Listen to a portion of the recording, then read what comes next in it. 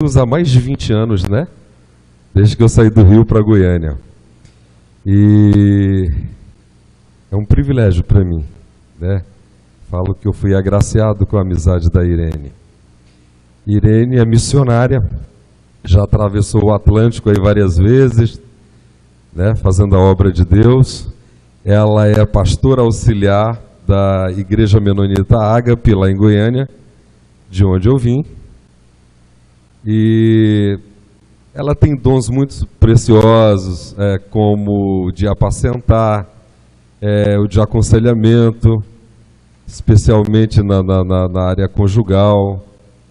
Incrível. Irene não é psicóloga, né, mas muito também usada por Deus nessa problemática que existe muito em tudo quanto é igreja, né? Cheia de crentes que precisam de cura da alma, né? E acredito que Deus a usa muito pela sua humildade, pela sua simplicidade, né? E ela veio pregar a convite de 2 igrejas amigas, 3, né, Irene? 4, né?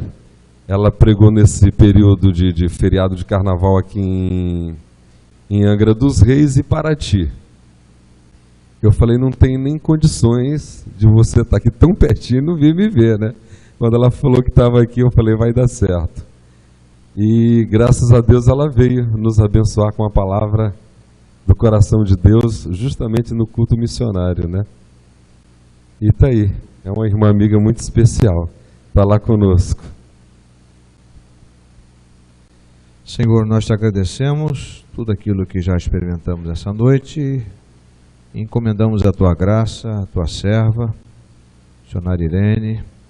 Agradecemos sua família, a igreja. Que tu a uses, acima de tudo, para a tua glória nesta noite, para a edificação de nossas vidas, como membros desta igreja, como crentes em Cristo. E aqueles que ainda não têm uma experiência com Cristo, também sejam alcançados. Louvado seja o teu nome. Louvado seja o Senhor por sua vida. Nós oramos em nome de Jesus. Amém.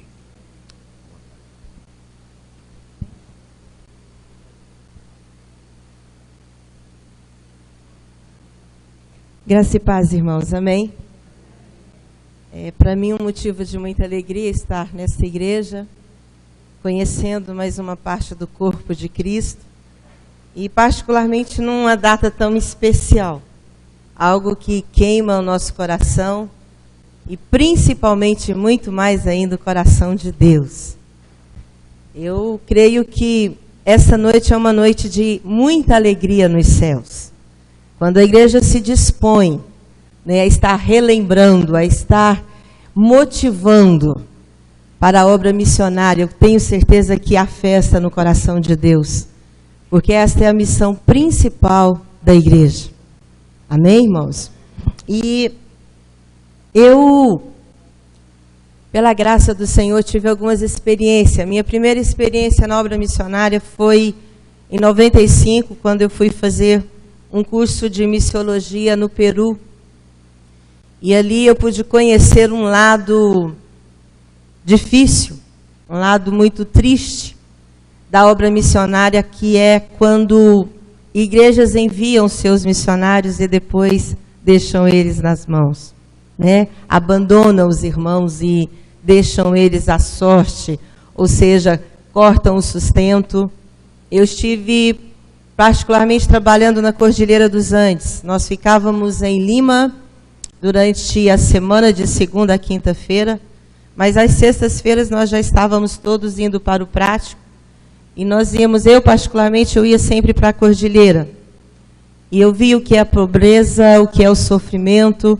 Eu vi missionários em estados lastimáveis, em lugares sem a menor condições humanas de conforto, o mínimo possível, não existiam ali.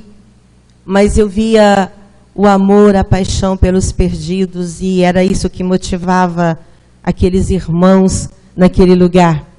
Minha segunda obra, meu segundo trabalho já foi num lugar bem oposto, que foi no Japão. No Japão eu estive por 3 vezes. E sei também o que é estar num país extremamente rico e um lugar onde um povo acredita que não precisam de Deus, justamente pela fartura, por tudo que possuem, e há uma luta muito grande também. O Senhor também me deu o privilégio de algumas vezes estar em alguns países da Europa, onde eu considero um dos piores lugares para se evangelizar hoje. Estive em Inglaterra, estive na Alemanha, estive em outros países onde nós sabemos que foram berços do Evangelho, Holanda, onde o Evangelho foi muito forte, onde tivemos igrejas que evangelizou o mundo e que hoje estão precisando serem evangelizadas. E por isso que eu creio que esta é a hora do Brasil, o Senhor está levantando essa nação. Há uma promessa muito grande da parte do Senhor para a nação brasileira, que ela seria o maior celeiro de missões do mundo. E eu creio nisso.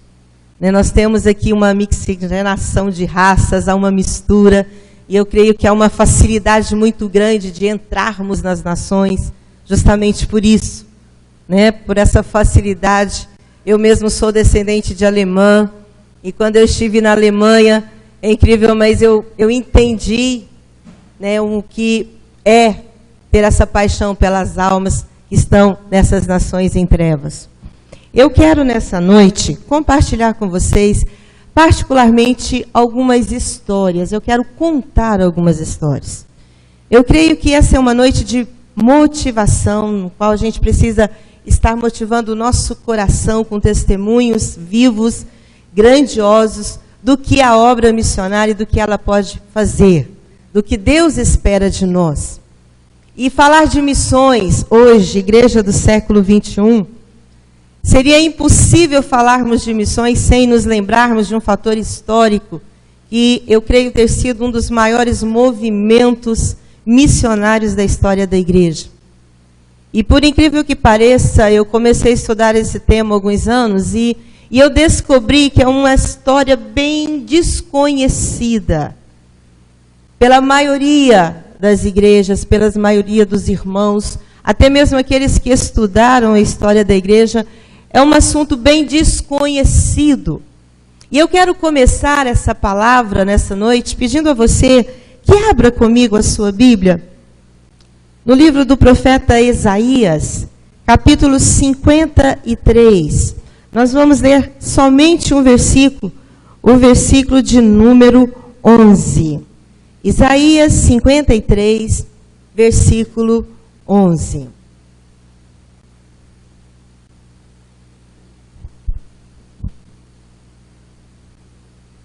Diz assim a palavra do Senhor: Ele verá o fruto do penoso trabalho de sua alma e ficará satisfeito. O meu servo, o justo, com seu conhecimento, justificará muitos, porque as iniquidades deles levará sobre si. Mais uma vez, ele verá o fruto do penoso trabalho de sua alma e ficará satisfeito. Esta palavra, esse texto de Isaías 53, deu a origem a uma frase muito conhecida por um povo que fizeram história, o povo moraviano. Essa palavra, ela deu origem ao lema dos moravianos, que é que o cordeiro receba a recompensa do seu penoso trabalho através de mim. Os moravianos, para dar um pouquinho, para a gente se situar um pouquinho na história, é um povo que teve a sua origem no país que é hoje conhecido como República Tcheca, e eles, no original, eles eram seguidores de John Hus, um padre que se converteu ao Evangelho, se tornou um pregador, foi martirizado, morreu queimado. Na morte de John Hus, ele profetizou que eles estavam matando naquele dia o ganso, Hus significa ganso, mas que dentro de 100 anos estaria surgindo o cisne, e o cisne eles iriam tentar matar e não conseguiriam. Foi o caso de Lutero. Logo após também a reforma, aconteceu a perseguição que foi muito intensa.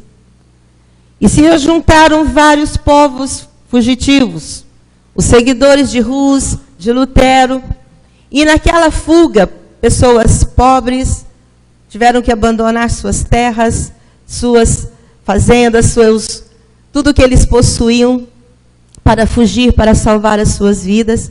Enquanto isso está acontecendo, um nobre alemão chamado Nikolaus Zinzendorf foi a um determinado lugar, a um museu, e lá ele contemplou uma fotografia, ou seja, uma pintura de Jesus na cruz.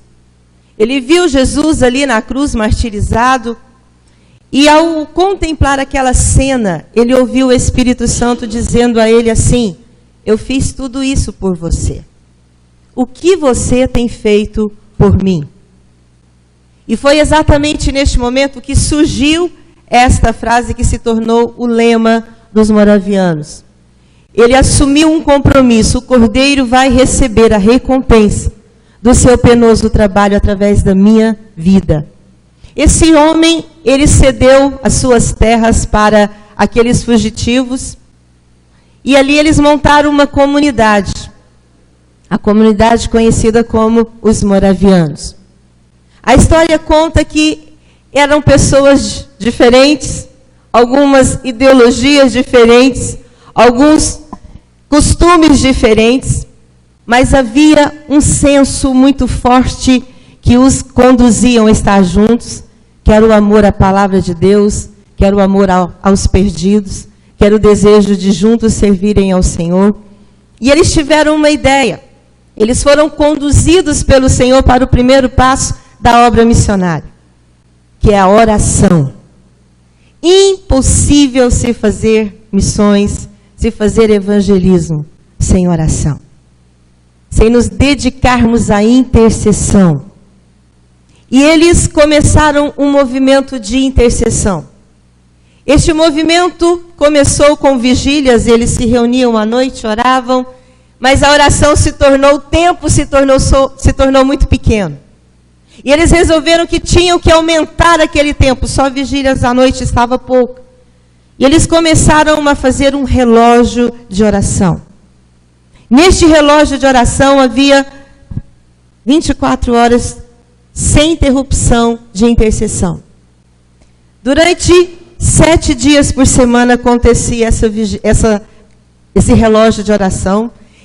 7 dias por semana, 30 dias por mês, e esta oração durou exatamente 100 anos. Durante 100 anos, os moravianos oraram 24 horas por dia. Aí o que acontece com o povo que começa a orar? O que acontece com o povo que começa a buscar o coração de Deus? Que começa a descortinar o coração de Deus? Deus se revela.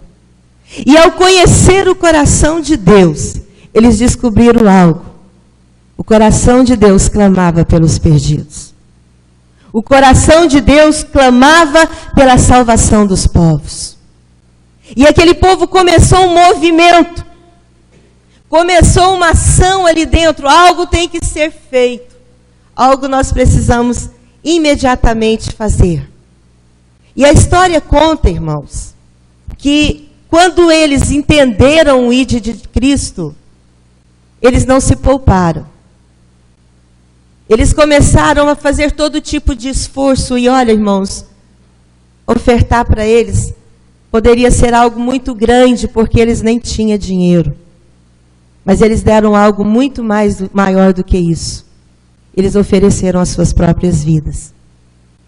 A história fala que muitos deles, quando recebiam a direção do Senhor de a determinada nação, que eles não tinham condições financeiras de chegarem até ali, eles se vendiam como escravos, para assim poderem pagar a sua passagem e chegar até aquela nação. Conta-se que Nikolaus Zinzendorf uma vez procurou um dos seus irmãos da comunidade com um desafio para ir pregar na Noruega. E ele falou assim, aquele homem ao receber o desafio falou: eu vou. Eu só preciso de uma coisa, um par de sapatos. Porque o meu par de sapatos já está muito velho, muito desgastado para andar em lugares tão frios. E a história conta que Nicolai disse a ele: amanhã cedo eu estou aqui com os seus sapatos. Quando foi de manhã que ele chegou à casa daquele irmão, havia apenas um bilhete escrito assim: eu não posso esperar. Não deu para ele esperar, as vidas estão perecendo sem Jesus. E ele já tinha ido. 2 jovens foram chamados para pregar o evangelho, para evangelizar uma ilha. E eles se venderam como escravos porque eles haviam pesquisado e naquela ilha só entrava escravos. Os donos daquela ilha só permitia a entrada de escravos. E com isso, eles se venderam. E ali no porto, quando eles foram entrar no navio, sua família estava ali. E a sua família, a família daqueles 2 jovens perguntaram a eles: vocês sabem que vocês não vão voltar? Vocês sabem, vocês têm consciência que vocês nunca mais vão nos ver? E aqueles jovens responderam: para que o Cordeiro receba a recompensa do seu sacrifício. Através de mim, nós estamos indo. Eu quero ser alegria para o coração de Deus. Eles entenderam, quando a gente fala, será possível que nós podemos recompensar Jesus pelo que Ele fez? E eu falo recompensar e eu ainda coloco essa palavra entre aspas, porque ela é muito forte. Teria alguma coisa que nós possamos fazer para recompensar Jesus? Irmãos, com certeza, não. Não há nada que você possamos fazer para recompensá-lo por tão grande obra. Mas quando eu falo em recompensa, eu não estou falando ela ao pé da letra, mas eu estou dizendo o que nós podemos fazer para alegrar, como diz o texto que nós acabamos de ler. Ele verá, Jesus Cristo verá o fruto do seu penoso trabalho e ficará contente. Há uma ação, há algo que eu e você podemos fazer que vai alegrar profundamente o coração do nosso Senhor. E eu entendo que nesse texto, particularmente, eu vejo que a forma de eu recompensar, eu penso como Paulo disse ali em Efésios capítulo 4, que ele diz: irmãos, eu rogo, eu, prisioneiro no Senhor, que vocês andem do modo digno da vocação pelo qual vocês foram chamados. Há uma vocação. O Senhor nos chamou, nós somos uma missão na terra hoje. Nós somos a missão. E o Senhor nos chama para que nós venhamos andar de forma digna, ou seja, honrando a obra da cruz, honrando tudo aquilo que o Senhor fez por nós. Há um filme, irmãos, que eu não me canso de assistir. Eu assisti ele no seu lançamento lá em Goiânia, no cinema. Assim que saiu o seu DVD, eu acho que eu estava na fila já para comprar. Eu já perdi a conta de quantas vezes eu já o assisti, porque eu prefiro sempre estar trazendo a minha memória. Quando eu acho que eu estou sofrendo muito, quando eu acho que a minha luta está grande demais, ou até mesmo quando eu acho que eu estou muito parada, que eu estou muito quietinha, eu gosto de assistir esse filme, A Paixão de Cristo. Porque eu quero trazer sempre à minha memória o que Jesus fez por mim.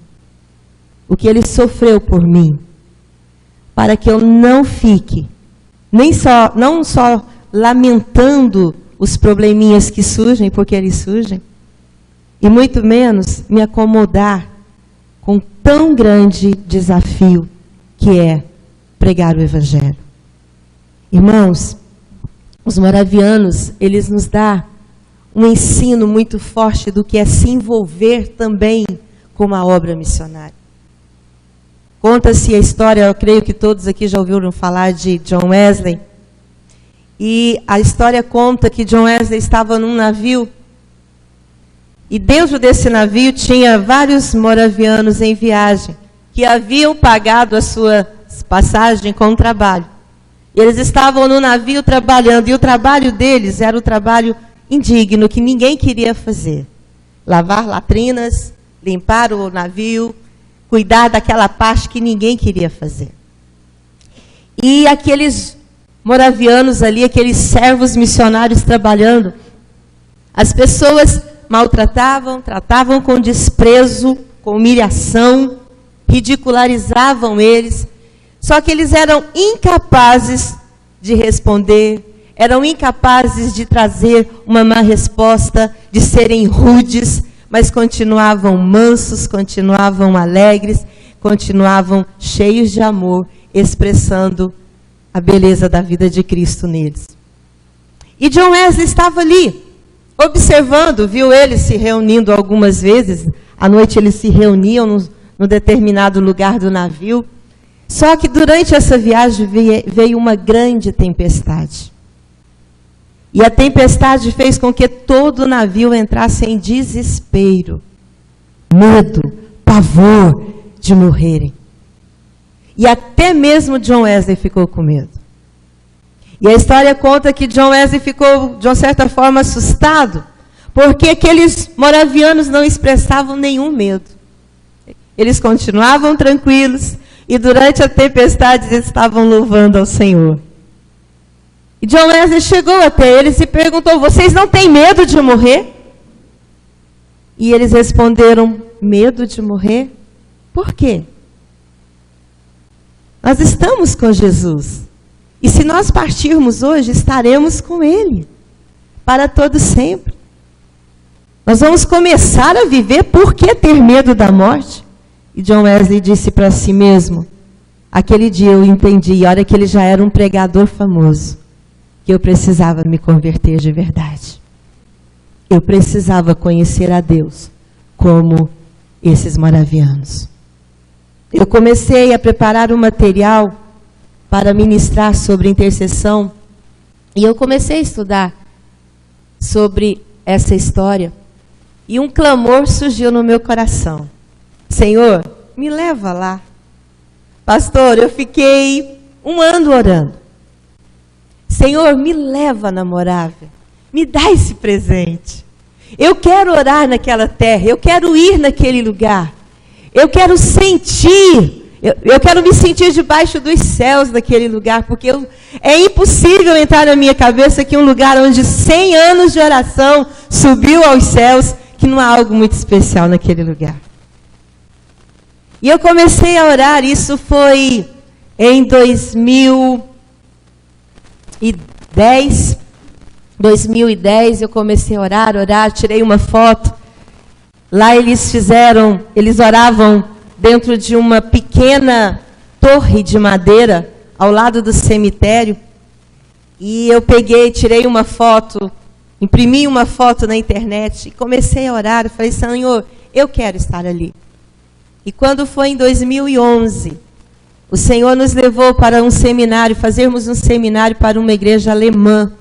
E essa igreja estava a 150 quilômetros de Hernut, que é a cidade onde estava o povo moraviano. Eu estive ali em 2011, irmãos. E eu fui observando os fatores históricos. E quando fala de envolvimento, eles construíram, eu estive na fábrica, é algo impressionante.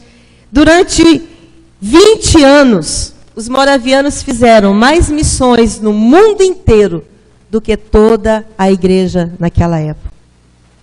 Um grupo de pobres, despreparados, fugitivos, renegados, fizeram uma história tão grandiosa que toda a igreja do seu período não fizeram a mesma coisa. Isso eu gosto sempre de lembrar, porque quando Deus nos chama, eu que sou acostumada a lidar com pessoas, a treinar líderes, como a gente escuta as justificações? Eu tenho um passado assim, aconteceu isso comigo, eu não tenho o preparo necessário, eu tenho medo de não dar conta. E são tantas as justificativas. E eu sempre falo a mesma coisa. Nós somos frutos de um sonho de Deus. Nós não somos obra de um acidente, mas um sonho tremendo de Deus. E para Deus não importa o que foi atrás, o que fizeram conosco. O que importa é o que nós somos hoje e para onde nós estamos indo. Aonde nós queremos chegar no Senhor e dentro do projeto de Deus. Há um chamado do Senhor para as nossas vidas no dia chamado hoje. E eu louvo ao Senhor, porque Ele nos dá estratégia para ganharmos vidas e para também, quando somos chamados para sustentar, Ele nos dá estratégia também para sustentarmos e nos dar condições para isso. Ali na Morávia tinha um professor de geometria. E ele teve uma ideia, e tinha que ser um professor de geometria. Ele inventou uma estrela. Eu acredito que muitos aqui já viram. É uma estrela com mais de 30 pontas. Ela é linda. Eles inventaram essa estrela para duas finalidades. A primeira, evangelismo. Eles faziam ela, as peças se encaixavam, e eles, aproximando-se do Natal, eles iam visitar as casas dos irmãos das cidades, ou das pessoas, dos habitantes da cidade. Os irmãos iam ali com aquela estrela desmontada para contar sobre o nascimento de Jesus.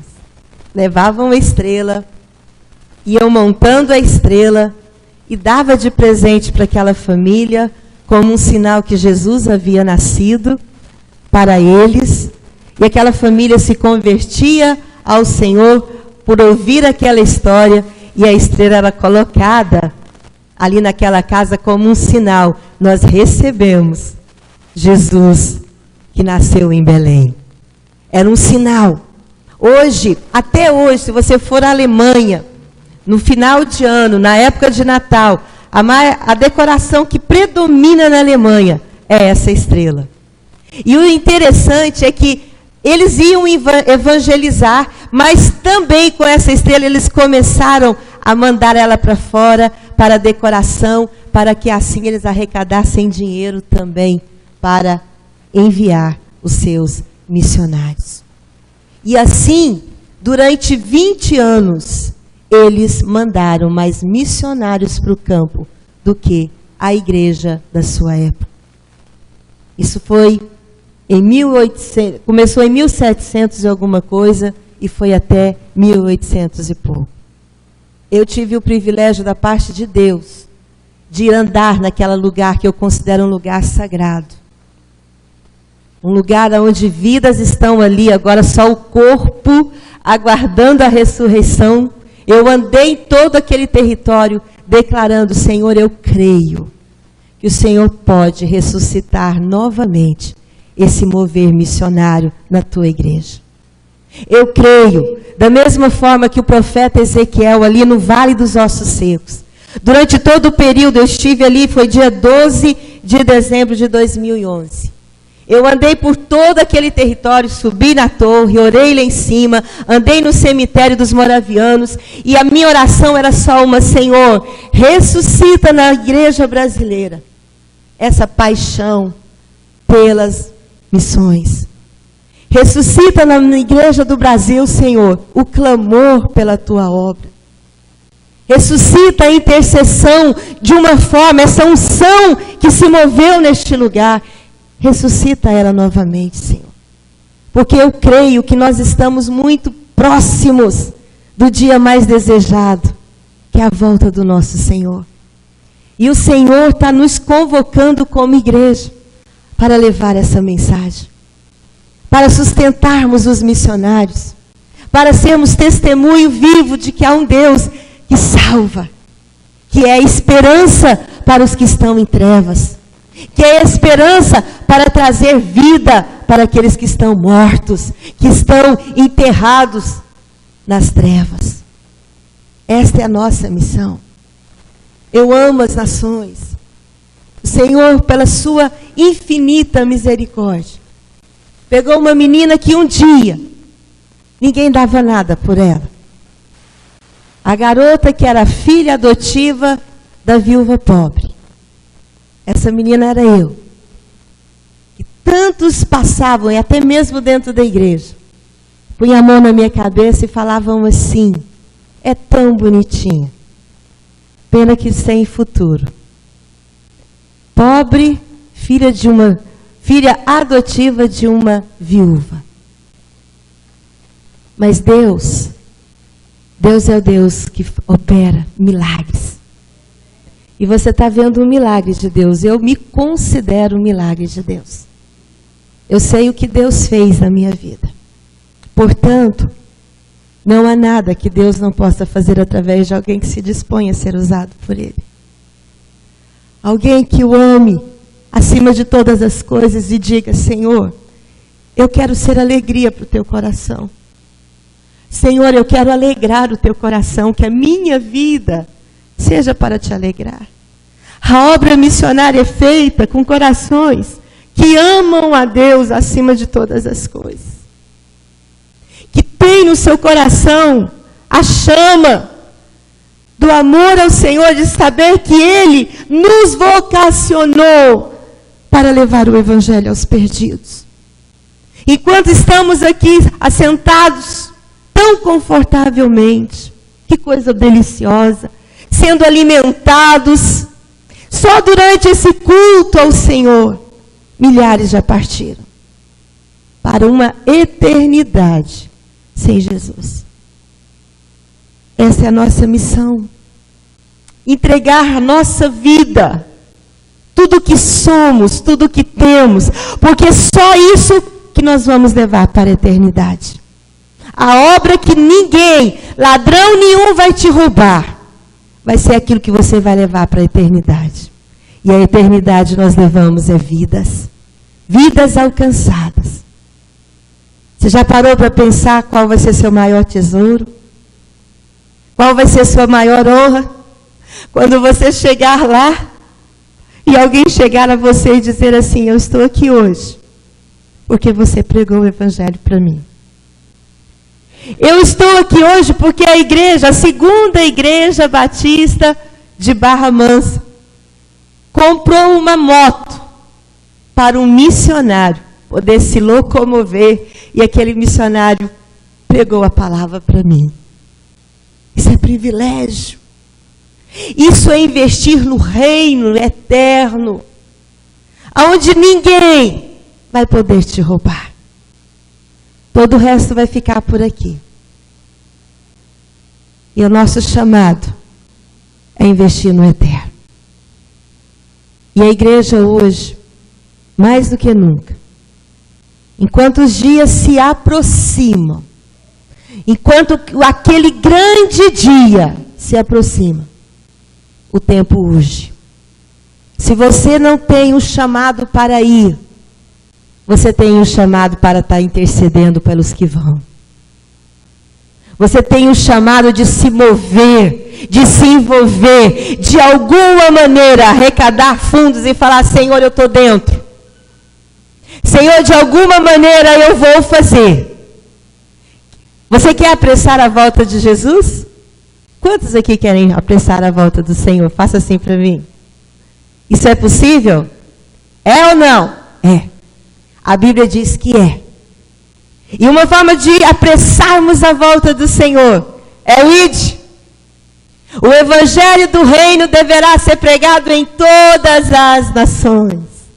E aí sim, virá o desejado das nações. Aquele que a palavra do Senhor diz que de todas as tribos, povos e raças estarão diante do trono, louvando o Senhor. E nós precisamos entender que esta é a nossa maior missão. O Senhor nos chama, nos vocaciona para isso. Este é o chamado principal da igreja. E o conselho que eu dou à igreja local hoje: comecem com a intercessão. Valorize isso. Quanto mais você orar, mais você vai conhecer o coração de Deus. Mais o Senhor vai se revelar a você. Mais o Senhor vai te fortalecer. Mais o Senhor vai te dar estratégias. Mais o Senhor vai revelar a você o que você tem que fazer. E a partir do momento que você receber, porque Ele vai te dar direções específicas, se mova. Se mova, irmão. Contribua. Gere recursos. Se interesse pelo assunto. Se interesse pelas nações. Se interesse pelos perdidos. Se interesse pelos que sofrem. Se você começar a observar o que está acontecendo na igreja perseguida, você vai ser levado à oração. Você vai ser movido a clamar. Quantos testemunhos nós temos de missionários que foram salvos da morte porque haviam intercessões, porque havia pessoas orando por eles. Quantos foram salvos da morte através da intercessão de pessoas que nunca sequer ouviram, mas estavam na brecha da oração, estavam com o coração movidos, estavam atentos ao clamor de Deus. E nós precisamos fazer isso nesses dias. Eu me alegro sobremaneira com o que eu vejo aqui, com esse movimento, com esse interesse, com esse despertamento. Mas olha, irmãos, Deus vai fazer história neste lugar. Quantos recebem, digam amém. Deus vai fazer história através de você. Não julgue que talvez o que você possa fazer, você acha que é sem importância. Tudo tem importância. Quando um grupo se reúne em prol de algo, toda participação, por menor que seja, contribui para o todo, para uma obra de sucesso. E eu tenho certeza que vocês juntos farão proezas para a glória do Senhor. Amém, irmãos? Vamos como esses jovens moravianos. Eu li recentemente de um missionário que foi em um país da África. E ele estava viajando de uma cidade para outra, e ali na selva. E num determinado ponto da viagem ele viu algo. E ele saiu pedindo o guia: não, eu preciso ver isso, vem cá comigo. E começou a correr. E ele chegou numa pequena capela, onde tinha um monumento de um cordeiro. E esse era o símbolo dos moravianos. Um cordeiro, escrito que o cordeiro receba a recompensa. Significa que um moraviano chegou ali e levou a mensagem. Ele deixou uma marca. Não só neste mundo, mas a maior marca que ele deixou foi na eternidade. Foi as vidas que foram conduzidas a Deus, através de um sacrifício, através de um desejo de alegrar o coração de Deus. Amém? Que Jesus possa ver em nós a recompensa. Que Ele olhando para nós, porque quando Ele olha para você, Ele já se alegra, amém? Você é fruto do seu penoso trabalho. Nós somos frutos desse penoso trabalho. Agora, queremos dar prazer a Ele? Que a nossa vida seja para ganhar almas para o Senhor. Porque ao olhar para você, o Senhor possa dizer: Ele entendeu o meu coração. Eu estou feliz, eu estou muito alegre. Ele verá o fruto do seu penoso trabalho e ficará contente. Contente. Feche os seus olhos. Eu quero orar com você. Grupo Logos, há muito tempo atrás, eles gravaram uma canção que dizia assim: vai contar aos outros o que Jesus por ti um dia fez. Seu amor pode aos outros alcançar. Esse é o chamado para mim e para você. Contar, testemunhar aquilo que o Senhor Jesus fez por nós. Senhor Jesus,